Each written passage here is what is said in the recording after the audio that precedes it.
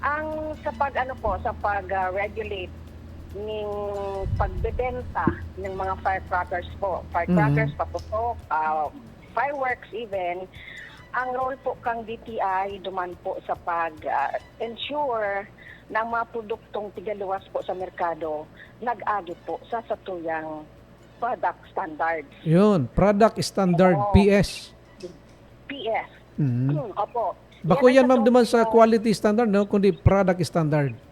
Apo, igo aning mga piga-set na standards for Mhm. every kind of paputok or fireworks na piga-benta po. Tanganing masiguro man po kang sa itong mga parabakal na Mhm. dai po ning kumbaga delikado ba ko siyang delikado para sa mga magamit Mhm. na lalo na po aramtaman pagatabi po ang mga nangyayari kapag na-mishandle iyan, Opo. misuse, lalo na po kang mga minors nita na warang dahil po ning proper from adult, Orientation. Mhm. guidance from Mhm. adult na kumbaga dahil lang po sige lang po sinda ning palaad minsan Mhm. tiyatapsan pa sa mga boxes po kayan igayan ng mga Oo. na po yan yung sa guidelines po kayan dapat igayan ng mga instructions on how to use Mhm. yan pong mga satuya dyan na mga paputok na pigabenta. And of Opo. course, satuya po dyan na pigahiling logo, marka po ng PS. Logo. Pag ibagang globe, bagang globe siya na Aha. ayaw dyan with the number and the date of manufacture. Mhm. Oo, kasi po Sir Ferg, ini pong mga Mhm. paputok, sigun po sa pag-aaral kayan, mga hanggang 3 years lang po yan. Supposed 3 to be years. after, Mhm. opo, supposed to be after 3 years, hindi na siya, kumbaga, you cannot Naku lang. guarantee anymore the quality Yes. Mhm. kang mga paputok po niyan. So, we really, yan po, pati yan na date of manufacture, check naman po yan. Opo. Ibig sabihin, di ba sa inspection nyo, hilingon nyo naman so PS na tatak, then yung expiry date kan Yes. produkto. Mhm. Oo, yung date of manufacture po, Sir Fred. Kasi Date of manufacture. manufacture, duman po kami ma-base na dapat kung halimbawa ngunyan, yung year 2020, date na po ito dapat dyan sa merkado. Okay. Ibig sabihin niyan, dahil expiry date yon, kundi yung manufacturing date. So Date ito of magiging manufacture. reckoning natin sa paghiling kung talagang siya pwede pa. Yes, Sir Fred. Aha. Piga na po yan, pigapahali na po sa pagtinda. And saro pa po, Sir Fred, bago ko po malingawan, Apo. day po bawal ta po ang pagbenta ng mga imported na mga paputok. Lalong-lalo na po. So, day po ning translation into English. Aha. Maski ngani po igwa, talaga pong base, igwa po kita kaaning layin, nagabawal po ng imported unless Mhm. for special purpose like nahiling tamang paga po sa mga big malls na mga kasi ng mga paputok. Pero usually duman yan sa mga talagang may mahigpit po na ang mga security na pigaano ninda for the safety of all concerned. Ini pong minsan po kita niya nahiling ng mga sayadaysan ng mga paputok, mga kritis-kritis, mga gasabog man na imported sa bawal po yan sa pagbenta po sa lokal na Okay. mga Sige po, ilinaw ko ma'am, bawal yung pagbenta kay mga imported na yan, So, Yes kung po. haling yan sa Bawal po China, hali sa Amerika, kung anong dapat nakalagay na kunyan doon? Manufacturing company, dapat local? Basta po bawal yan. May po kita because ang sigon sa paggisagirumdum ko po kaini, we also have industry ning paputok po sa Bulacan baga and it is our way of protecting our Parang protection own sa... manufacturers. Yes, very good, no? Opo. So, saro pa yan sa hilingon dapat, na dapat, kung mga imported yan, pwedeng i-report sa inyo. Yes po, pwedeng i-report po sa PNP. PNP. Ang Republic Act po kay Anita na pigasunod digdi itong 71 Republic Act 7183 ini po tao po ning terms and regulations for the sale, the manufacture and the distribution of fireworks and firecrackers. Mhm. So ang nagalid po dingding ahensya is the Philippine National Police. Okay. And only kami po assist po kami in terms of ensuring the quality of the Quality. product through the Aha. product standards mark. Yun ang rationale pala na pinagbasihan tayo, yung Republic Act. And then of course, kasunod man, nagsagibog kamutabi, ma'am, ng inspeksyon. Pira po sa mga nahiling taduman. Bale, yung kahapon po is the second time na po naming pagbisita. Aha. The previous day, we also went there with the team again, with the PNP, the Bureau of Fire, and yung sa DTI po. And of course, the LGU. Opo. Sa LGU po ang ga-check duman sa mga gabenta kung nagkuana ng permit, Mhm.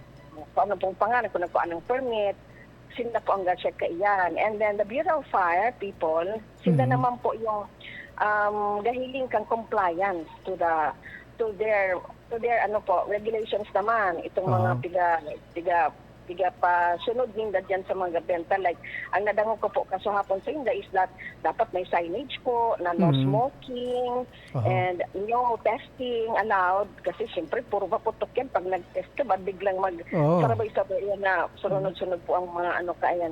So, dapat may signages po yan nagatinda. No testing, no smoking, and then merong sale is prohibited to minors. Mhm.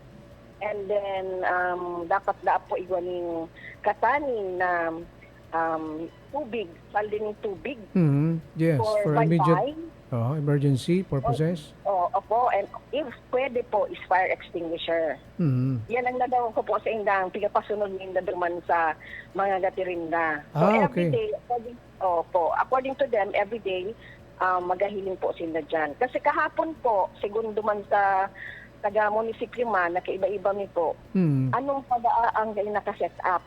Anong pa po? Yung duman po sa mga nag-apply sa inda, anong pa ngayo? So meaning, madagdag pa yun. Meron pa pong dadagdag, and we really have to be, kami po, our team, we have to be, kumbaga, on our toes din sa pagsiling-hiling, pag-monitor, para masiguro po nito na day talaga ni gabos po sila mag-comply sa tuyang mga piyapasunod na regulations. Apo, holiday na baga ma'am, ibig sabihin yan, tatimang ka mo dyan.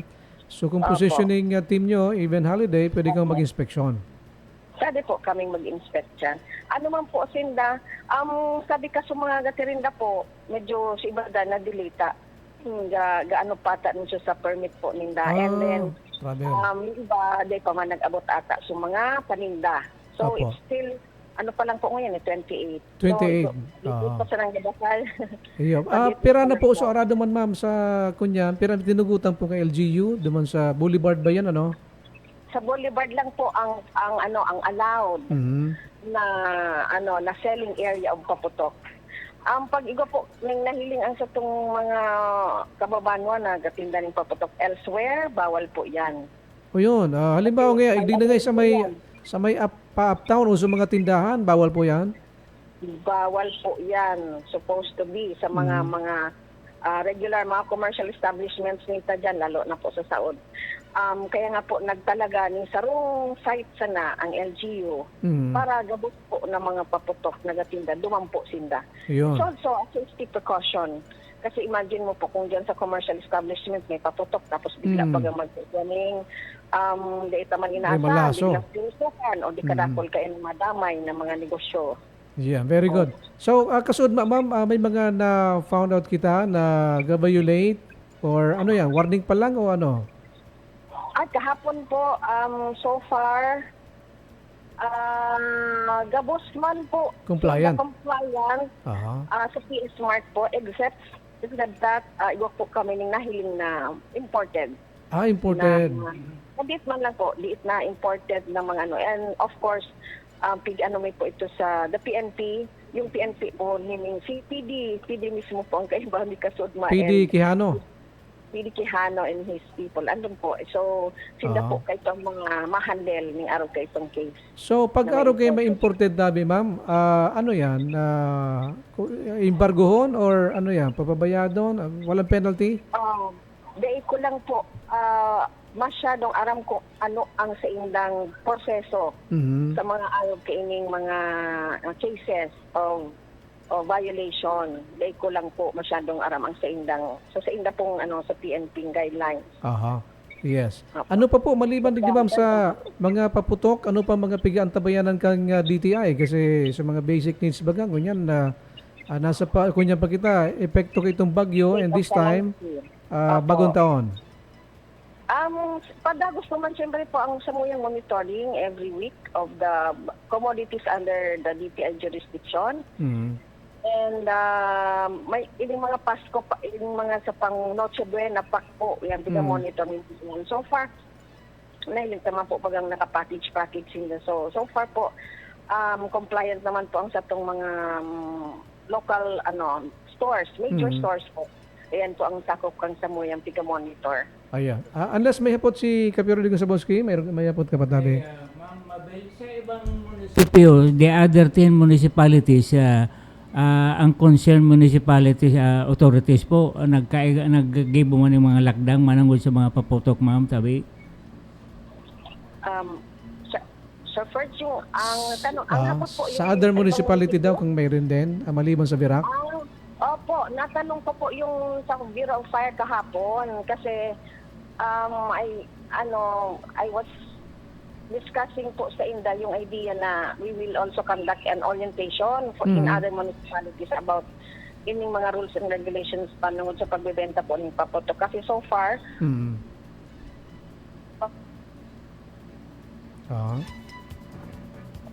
so ang Yes, ma'am? Medyo kaputol ni digit si ma'am eh. Baka, hello po. Okay. Yes, go ahead po. Okay na po. Kung po duman sa iba mi po si Sir Tan na of the Bureau of Fire, ang allowed lang daw po ang municipalities, ang allowed lang po magtinda ng paputok is Virac. Virac lang, They allowed duman sa ibang munisipyo. Opo. Okay. So, supposed to be, dapat kayo po. Pero, siyempre, mabakal sa mga taga-munisipyo, dadaronin na duman, mapabakal man sila duman. Pabakal. Yes. Yung po. So, yung po yan kahapon din. So, I think we have to, sit down and talk about this kasi baka dahil naman po maiiwasan yan. Siyempre, sa mga katong kababayan man sa ibang munisipyo, gusto man po mag-enjoy niyo. Pagkalubong ninyo yan with fireworks and firecrackers. So, dapat inform din po sila kung ano yung mga dapat ipatupad din po nila just in case. Taday na kay Puan, baka kasi masakit man na mabakal pa man din sa mga taga duman sa barangay, dapat duman na mismo sa munisipyo. May commercial din dapat sila doon. Baka yung ibang mga retailers man duman maging interested to sell. Yes. Although sabi nga po ni Sir Tan, Virac lang po ang allowed. Pero data po yan mahahalik sa posibilidad na baka may edi kung ganun po, dapat meron din po doon ang nakapantay. Monitoring. Yes. Po. May follow-up ako isang pa. Okay, go ahead, Tabi. Okay, na-mention mo, Ma'am Mabel, na igwaning nagbakal ng mga imported na mga firecrackers. Are they, ba't nila nagawa ito? Are they ignorant of the law o hindi nila alam, Ma'am Tabi? Diba? Nung pagtanong po, alam naman pero baka May singit. kasi po ining mga nagabentang ini before pigatawan ni permit ng LG. Nag-undergo po yan seminar. And alam pigatao po sa inda ang mga seminar po sila sa Bureau of Fire and the LGU on the rules and regulations sa pagbebenta po. And even nakapag-orient na rin po kami sa inda about this. We just don't know nga sa may mga imported pa. And kasi pag sabi po ning ma'am, di ba po bawal ito, alam naman po ninyo na yung mga imported products are not allowed. Dahil naman po naglibok. So, I am assuming na alam po niya, kaya lang nakaiba lang sa indang inventory. And imbargoon talaga dapat yan. In fairness po, Sir Ferg, compared to last year, most of them are really compliant. In fact, yung nakitaan po namin ng ng imported ay isa lang. Okay. Isa So, lang. Tapos yung liit yung mga boxes siguro na nila. So we will try still to lalo na po pag kasagsagan na po ng pagtirinda 30, 31. yeah. So we will check again. Baka po may mga Mm-mm. mag-arabot. Sigurado yan tayo, ma'am. Sigurado mga puon sa aga, hanggang 31, talagang dakulo niya na marabot pa eh. Sige lang dakoy saan. May mga bakante pa po talaga mga pwesto duman. Yes. Tapos yung iba kaka-set up lang daw po. So di pa ning masyadong tinda. Opo. May hapot ka, Sir Noel Tabi? May hapot ka? Baka may hapot si Sir Noel. Ngayon Tabi, Sir? Ang sasakuya po ng medyo pahaputan is yung quantity po ba ng pulbura na based on your inspection, may limitasyon kung arin yung pigbabawal buda so tatawan ng permiso mag-distribute. Chauffeur, Kung- medyo malabo. Kung may qualification daw po. So Calibration and pulbura calibration sa ng mga paputok na content. Kasi pag madam, kung dakol ang content kang pulbura, mas lethal. Tapos, the worst is, minsan, ang mga nagpapaputok, si mga minors, kaya daisin danin masyadong aware ka yan siguro kung inano ang gravity kan putok. Kaya ang ko, kung meron bang classification sa mga mabakal, kung ang mga minors, ano po yung pagbabawal? Although, aram ko na masakit ang control system, kaya siguro nga kasubago pigaisip ko na pwede siguro na since igwa kita nin mga as I know igwa kita nin mga designated places kung saan pwede magpaputok ano po tapos kung supervision na rin kan mga siguro kan mga autoridad sa barangay lalo na siguro especialmente sa mga tanod na at least kontrolon din o mahilingon din kung sila sa nagpaputok maiwasan din ang mga aksidente sa mga bagay na ini. Ano po? Kaya ang concern ko po is may calibration pa ba na talagang pinagbabawal kasi nag-delineate kita nin pagpabakal kung imported o bako. Yung imported ba mas grabe ang content nin pulbura?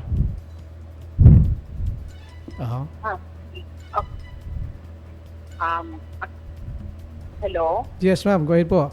Okay, sir first. Opo. Siguro po naintindihan ko po sa hapot po yung sa imported versus local. Opo. Yan nga po ang sa atin kasi pag imported hindi po yan dumaan sa pag-aadal po with regard to the content of the product. So hindi po natin alam kung ano yung laman niyan, kung gaano karami, gaano kakonti, ano yung epekto niya. Kasi may mga product po na nahiling naman po duman sa mga sa local po nito yung sa Bulacan. May instructions po yan na halimbawa kung yung wag po wag lumayo ng ganitong metro. May ganun po merong silang mga instruction. Opo. Aware at ito pong imported minsan kahit isang English word wala. So paano natin maintindihan? And yan po, ito po yan na data po aram ko anong laog ka yan. Unless mag-agi po iraraiyan sa testing or sa laboratory sa Manila siguro kung saan yan pinagkakaroon ng mga maputok. We would not know kung ano po ang content ka yan. Kaya pala ma'am, ang nangyari, recognition lang so local na production kasi sa mga international kaya imported, dahil masyado kontrolado. So pag-verifikar. Oo, at saka ganun po, yung mga usually po kayang garabot din di ba ang mga imported, yung mga sanatay iyan ng mga boxes na di po nita nababasa po anong mga kung meron man silang warning dyan o meron mang instructions, data po yan nababasa kasi imported. Talagang siguro smuggled po yan. May smuggled. Opo. Sa hiling ko talaga ma'am, actually yan ang magiging problema dyan kasi ini mga frontera na nag-apply, actually ganyan mga palabok. May mga palabok yan na quality or ibang taga-important talaga. Okay, anyway, pangapunan po niya to ma'am sa satuy mga parandamay tanganin na giraray ma-remind sinda kung ano mga dapat mga do's and don'ts sa pagbakal po kan mga paputok. Opo, sa itong mga, mga kababanwa, sa itong mga kababayan po. Maging maging alerto sa mga regulasyones, sa mga, sa mga dangers ng mga paputok. Mhm. May mga paputok po kita na bakutan ng basta gaputok.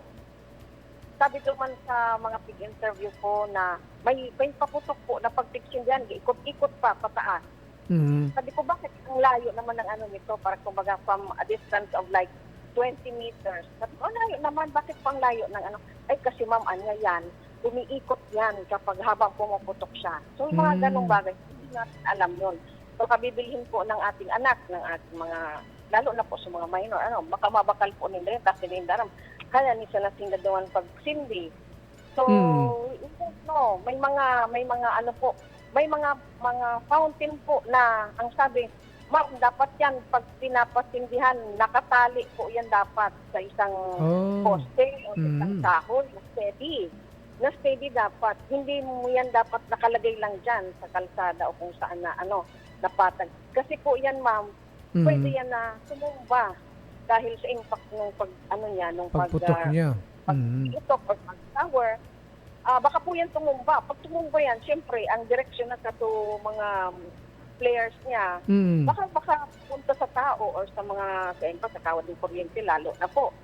Baka makapunta doon. May mga ganyan po siyang mga paputok na hindi siya basta-basta.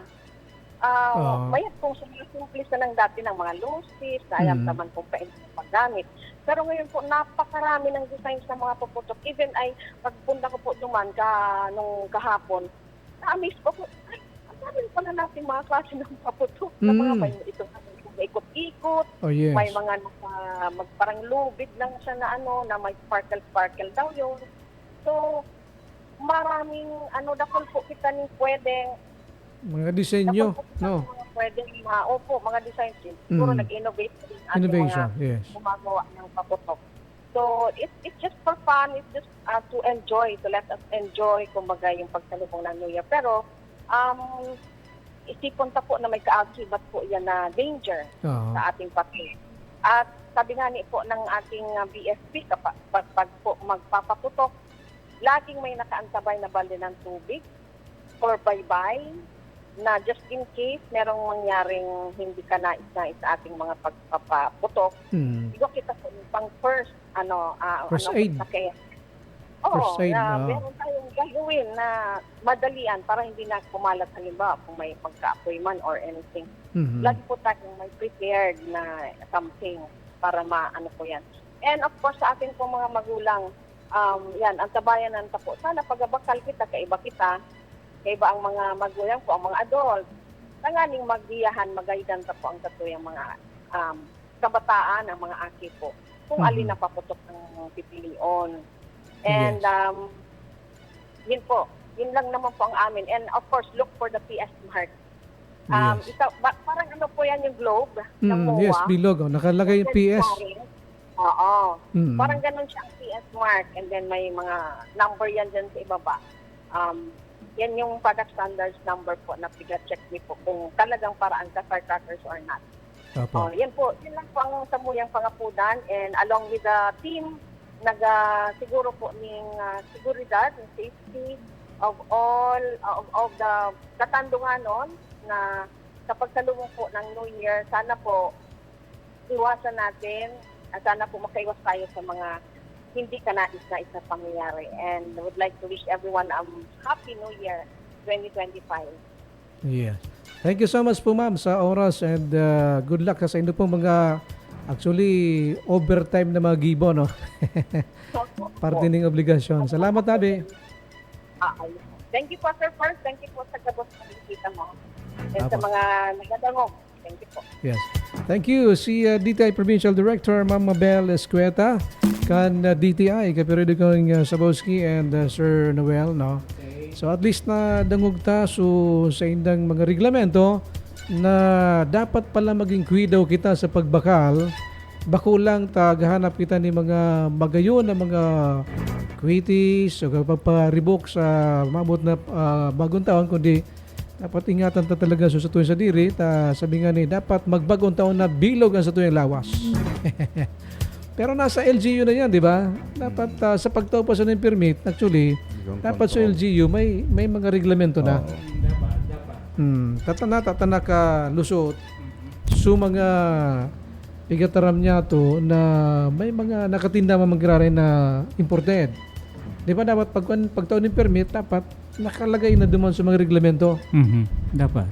May pigapod na, di ba, may series, anong Mga pag procedure enumerated. din yan. Yes.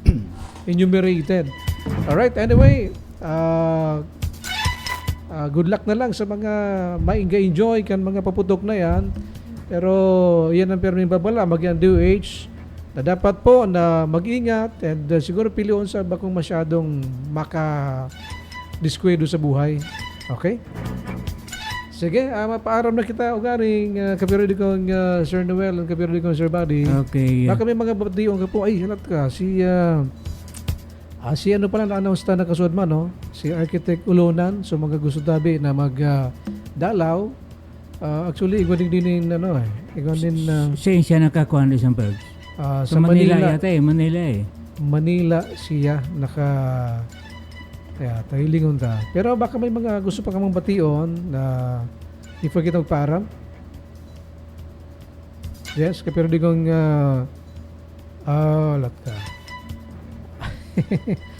Speak text ko pala. Siguro sa Lunes may interview ta din si Ma'am Carmel Garcia, no. Yes, okay.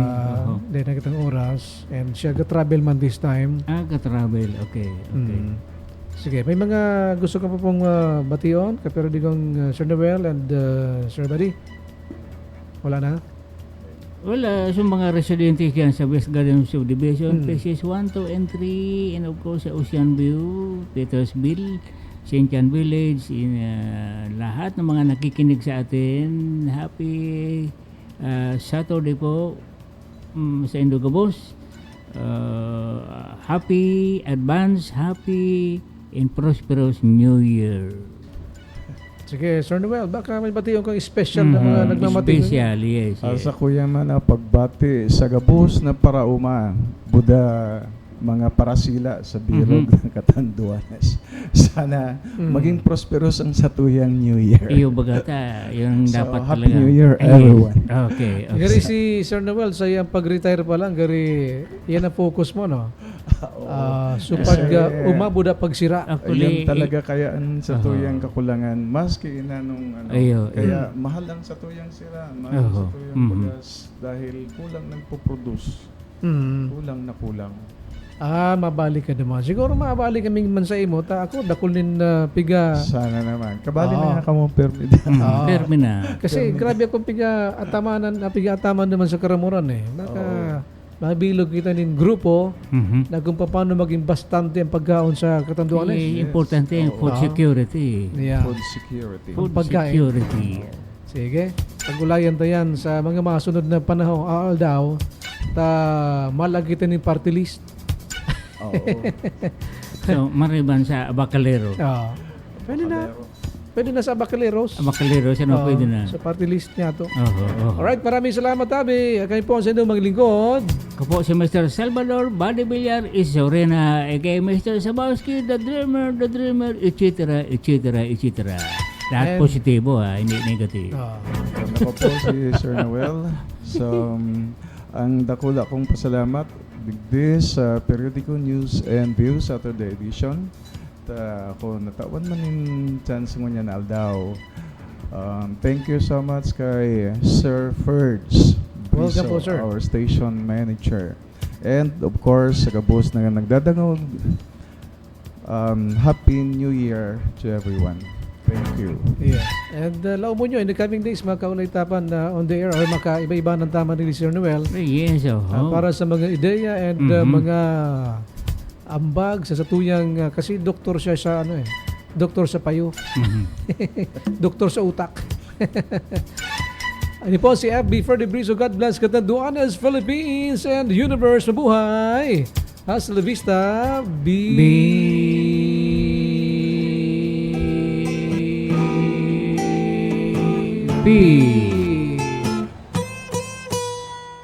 Bangon, tatandunganon, ipadagos ang sa tung pagsulong. Ano mang bagyo o remalaso, baskog ng lawas ng interwisyo. Ika, asin ako, inspirasyon kang lambang Pilipino. Dapla namin ang bangon pa, todo bali ang sa tong problema. Bangon, katandunganon, sabay-sabay kita sa pagsulong.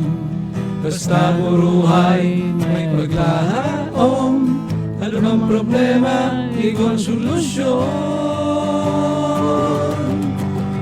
Bangon, katandunganon, sabay-sabay kita sa pagsulong. Basta buruhay may paglaom, ano mang problema, ikon solusyon.